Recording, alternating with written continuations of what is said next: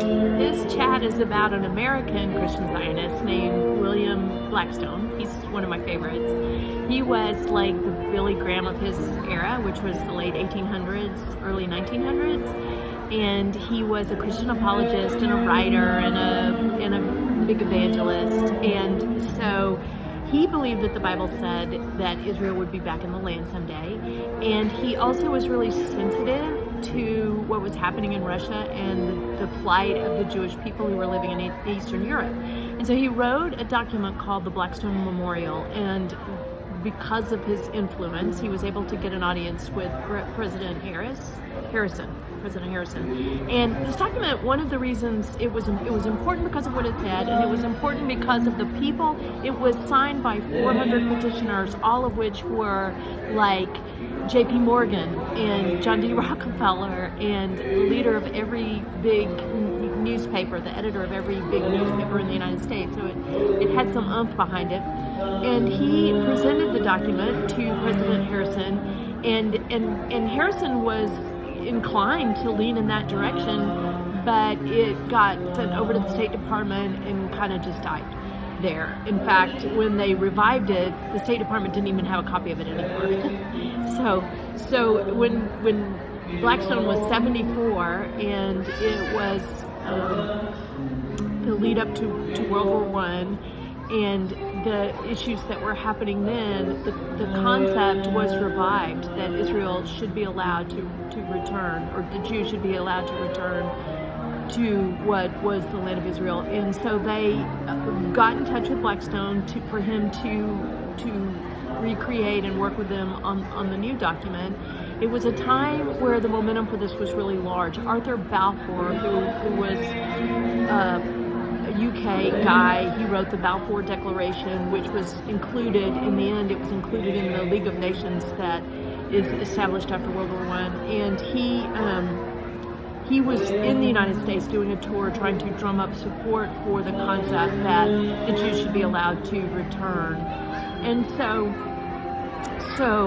that document in its second iteration gets presented to Woodrow Wilson, and Woodrow Wilson is actively believes that the United States should get behind this. And so it is then presented in the press, and it is presented in Congress, and there's a huge amount of support for the advocating that the Jews should be allowed to form a homeland in the what used to be Israel. And so that I'm going to read some of what the Declaration said. And the reference to the 2 million people is the reference to the people who were being persecuted in Russia and needed a place to go because they were being slaughtered. But where shall 2 million of such poor people go? Europe is crowded and has no room for more peasant population. Shall they come to America? This would be at a tremendous expense and take years. Why shall not the powers which, under the Treaty of Berlin in 1878, gave Bulgaria to the Bulgarians and Serbia to the Serbians, now give Palestine back to the Jews? These provinces, as well as Romania and Greece and Montenegro, were wrested from the Turks and given to their natural owners. Does not Palestine as rightfully belong to the Jews? And so the Blackstone Memorial was brought into law in what's called the Lodge Fish Resolution in 1917.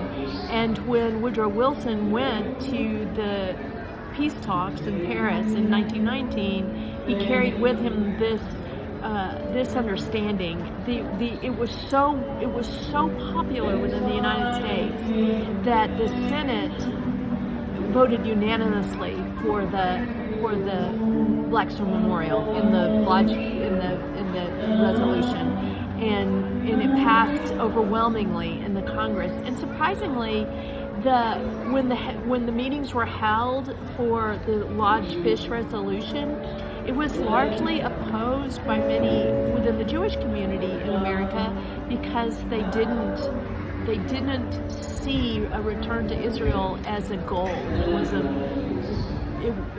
wasn't something that they were advocating for at that time. And so it goes to in 1919 it goes to the treaty negotiations in Paris, where the people got together to establish how everything was going to be carved up, and it winds up being included in the League of Nations declaration that there would be a Jewish state in the Levant. And that's William Blackstone's contribution. One of the anecdotes said about him, which is dear to my heart, is that when he wrote his memorandum, originally he did not know. He's 1891. He predates Theodore Herzl. So really, it's Theodore Herzl who didn't know about William Blackstone in America. But the Blackstone memorandum and the book that Theodore Herzl winds up writing are almost exactly the same plan. And later, when Blackstone knows about Herzl, and he hears at one point that Herzl is losing heart for his, the battle that he's waging for Zionism, he takes one of his older Bibles and he underlines every place in the Bible, in the Old Testament and the New, where it references Israel being back in the land, and he ships it to Theodore Herzl as a "don't lose heart." And so those are the men who were instrumental in forming this, and Theodore Herzl is probably the next chat we're going to do.